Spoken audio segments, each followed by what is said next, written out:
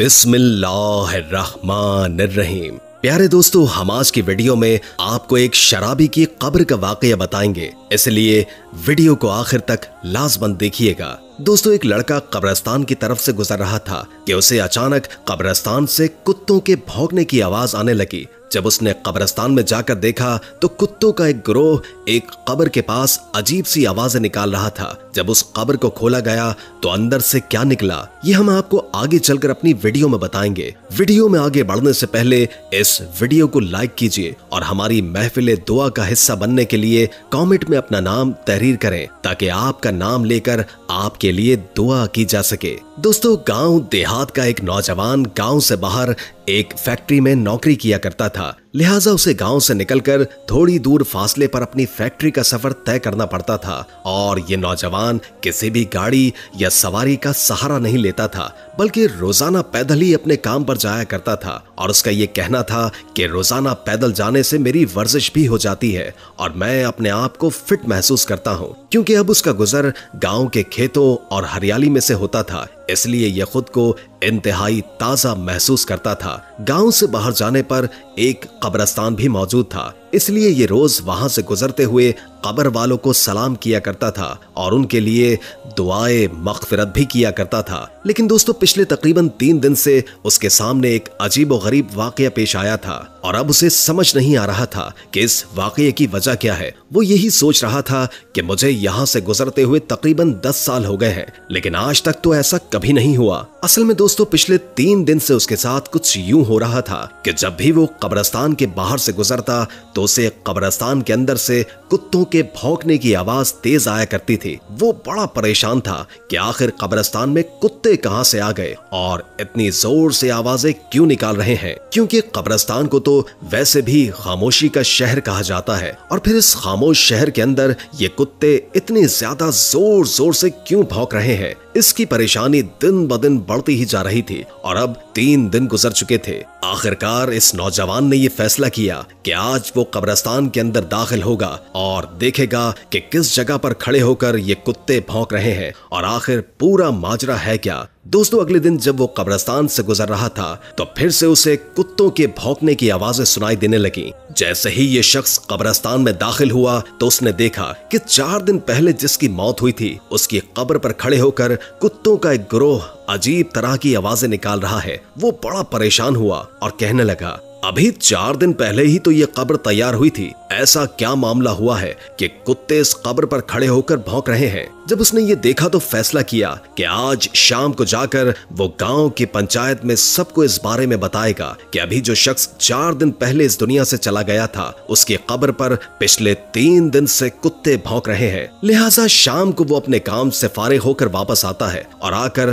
तमाम हाल गांव वालों के सामने बयान कर देता है। अब गांव की पंचायत ने, बड़े उलमा और अहले इल्म ने यह फैसला किया कि उसकी कब्र कुशाई की जाए, यानी उसकी कब्र को खोदा जाए और देखा जाए कि अंदर आखिर मामला क्या है। कब्र को खोदने से पहले गांव वालों ने इस मैयत के घर वालों से इजाजत लेना मुनासिब समझा। चुनाचे ये लोग उसके घर पहुंचे और घर वालों को सारा माजरा बयान किया। तो इस शख्स के भाई ने कहा कि अगर आप ये देखना चाहते हैं कि अंदर मामला क्या है तो हमारी तरफ से आपको इजाजत है, लेकिन हम आपके साथ नहीं जाएंगे। आप खुद अकेले जाकर कब्र को खोलकर देख सकते हैं। दोस्तों, लोगों के लिए ये बड़ी हैरानकुन बात थी कि एक भाई अपने ही भाई की कब्र खोदते वक्त वहां मौजूद ना हो, लेकिन लोगों ने इस बात पर ज्यादा गौर करने के बजाय ये सोचा कि पहले कब्र को खोद कर देख लिया जाए कि आखिर मामला क्या है। लिहाजा दोस्तों, इसके घर वाले तो साथ नहीं गए, मगर गांव में बड़ी तादाद में लोग कब्रिस्तान पहुंच गए और कब्र खोदने का सामान भी वहां आ चुका था। और जब कब्र को खोलने का अमल शुरू किया गया तो वो कुत्ते जो पिछले कुछ दिनों से इस कब्र पर खड़े होकर अजीबो गरीब आवाजें निकाल रहे थे वो भी आसपास मौजूद थे और कब्र के आसपास मंडला रहे थे और गांव वालों को देखते रहे। दोस्तों, जैसे ही कब्र को खोला गया तो एक खौफनाक मंजर सामने आ गया कि जिसने सबके होश उड़ा दिए, क्योंकि दोस्तों जैसे ही कब्र की मट्टी को हटाया गया और मट्टी के नीचे से तख्ते हटाए गए तो देखा कि इस कब्र के मुर्दे को जानवर बुरी तरह से खा रहे हैं। ये मंजर देखकर उन लोगों की चीखें निकल गई और वो फौरन इस कब्र को बंद करके घर की तरफ आने लगे, क्योंकि इस मुर्दे को जानवर इतनी बुरी तरह खा रहे थे कि वहां जो लोग मौजूद थे उन पर कपकपी तारी हो गई और उन्होंने इसी में ही भलाई समझी कि इस कब्र से जितना दूर हो सके उतना दूर रहना चाहिए। लेकिन दोस्तों सवाल ये उठता है कि आखिर उसका कौन सा गुनाह था जिसकी वजह से उसकी कब्र में इतना हौलनाक अजाब हो रहा था। दोस्तों ये बात जानने के लिए अब दोबारा लोग गांव में इकट्ठे हुए और इस शख्स के घर दोबारा पहुंचे और पूछा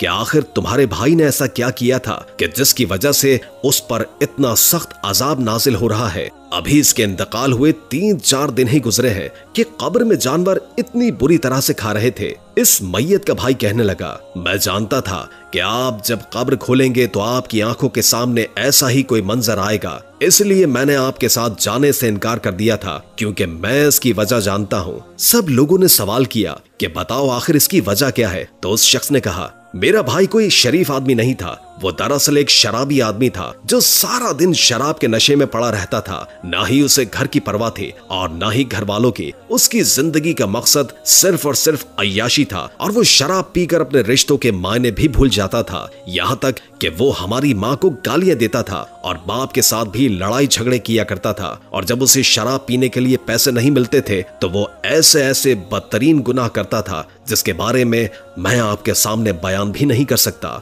ये वो तमाम गुनाह थे जिसकी वजह से उसको कब्र में इतना शदीद और खतरनाक अजाब मिल रहा है और हम ये जानते थे कि इसका अंजाम किस तरह का होने वाला है। तो दोस्तों ये हकीकत है कि शराब एक ऐसा नशा है जिसका अंजाम दुनिया में भी बुरा है और आखिरत में भी बुरा है, क्योंकि अल्लाह ताला ने इसे सख्त नापसंद फरमाया है। कोई भी ऐसा नशा जिसकी वजह से इंसान की अक्ल ज़ाइल हो जाए, जिसकी वजह से वो रिश्तों की पहचान भूल जाए, अल्लाह ताला ने उससे मना फरमाया है। क्योंकि शराब पीने वाला ये नहीं जानता है कि वो क्या हरकत कर रहा है। वो अपनी बहन, बीवी या बेटी में कोई फर्क नहीं करता। इसलिए अल्लाह ताला ने दुनिया में भी और आखिरत में भी इसका अजाब बुरा ही रखा है। उम्मीद है कि आज की वीडियो आपको अच्छी लगी होगी। अगर वीडियो अच्छी लगी हो तो लाइक करके हमारे चैनल को सब्सक्राइब कर दें और बेल आइकॉन को क्लिक कर दें ताकि हमारी नई आने वाली वीडियोस का आपको पता चलता रहे। अगर जिंदगी रही तो एक और वीडियो के साथ इंशाअल्लाह हाजिर होंगे। अभी हमें इजाजत दीजिए।